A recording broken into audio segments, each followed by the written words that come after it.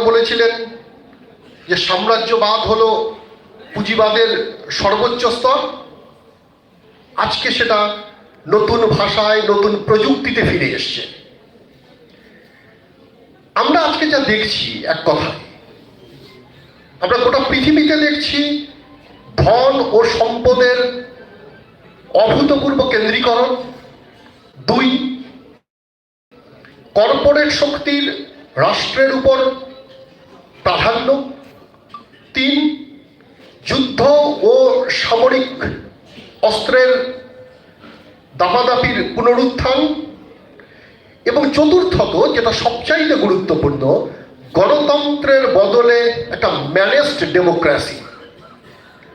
গোটা পৃথিবীতেই একটা উগ্র দক্ষিণ পন্থার উত্থান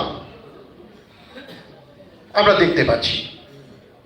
এবং সেই উগ্র দক্ষিণ পন্থার উত্থান